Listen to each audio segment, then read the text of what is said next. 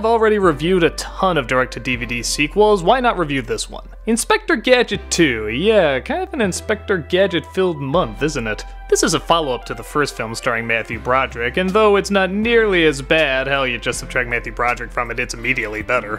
It's still pretty bad. This time Inspector Gadget is played by French Stewart of Third Rock from the Sun fame.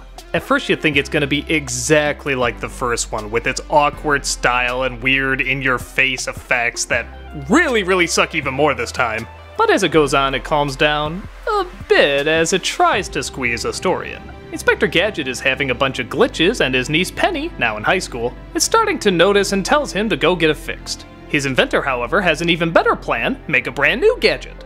Enter G2, an updated version of Gadget, who seems to be a better officer in every way, not only having no glitches, but no human parts at all. That's right, she's 100% machine, and as soon as Inspector Gadget hears that, he falls immediately in love. Yeah, that's kinda weird / creepy.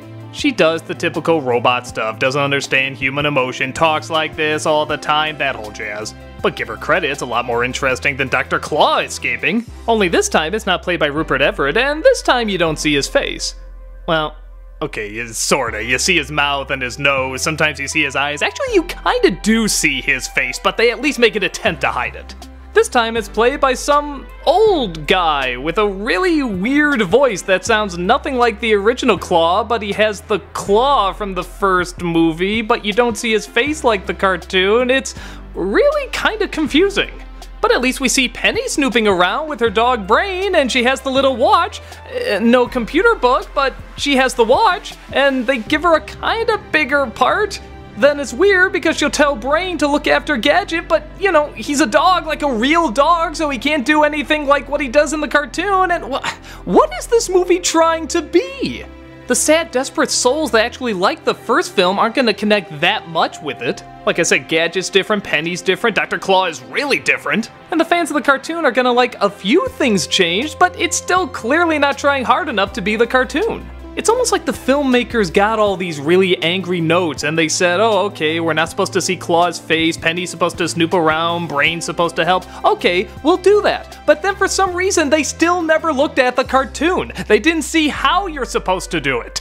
And don't get me wrong, the cartoon's weird. I think it's kind of debatable whether or not it's actually even good, but it was kind of entertaining and interesting and had kind of its own unique formula and its own kind of awkward charm. This doesn't. While French Stewart is definitely a better Gadget than Matthew Broderick, he still doesn't seem like he's being told the right things to do. That is to say, comedically, his line delivery just seems off. It doesn't sound like he's trying to impersonate Don Adams or do his own thing, it's just kind of weird. All my years of crime fighting, Gadgetmobile, is that it's always the most quiet. Right before the criminals strike. On top of that, a lot of the comedy is off. Every once in a while I get a little bit of a giggle, like I like how the bad guys are sneaking in as this band and none of the instruments they're playing matches the music that's being played behind them on an obvious recording. In fact, it's sitar music and there's not even a sitar in there. That's funny. Once in a while you'll get a little moment like that. The effects are really awful. At the very least in the first film, they tried to mix some practical effects with the CG. Here, it's all CG, and it's we don't give a crap CG. Look at this scene where this rope is supposed to wrap around Gadget. What the hell am I even looking at? It looks like one of those old Marvel hologram cards. It doesn't even look solid. The acting, pretty much from everybody, either ranges from bad to just off. I don't know what direction they were given, but it was always kind of the wrong direction. Everyone says their lines just a little strangely, and that's already made odd by the fact that they already have strange voices. The only time the acting does work a little bit is when French Stewart has to have an emotional moment. I know that sounds strange, and there aren't that many of them, but when he genuinely seems confused or sad or upset, it's done in such a brainless way that he still kinda seems sympathetic. I can't explain it, there's something weirdly genuine about it. Aside from that, I don't know what this film is going for. It'll have the little mad logo like from the cartoon, but even that looks a little different. Why? You have the rights to Inspector Gadget, just go all out there. So, okay, is it as bad as the first one? No. There's very few things that are as bad as the first one. The first one was painful. The first one, every single time a joke was made or somebody gave a weird look, it hurt. The first film hurt.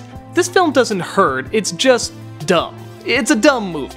It'll probably be forgotten the minute you watch it. The first film leaves scars that will never heal. This is just a lame flick. So if for some reason your kid wants to see it, you can go ahead and show it, there's nothing that's gonna screw them up. But for anyone else, if you have any interest in seeing this movie, go Gadget, don't.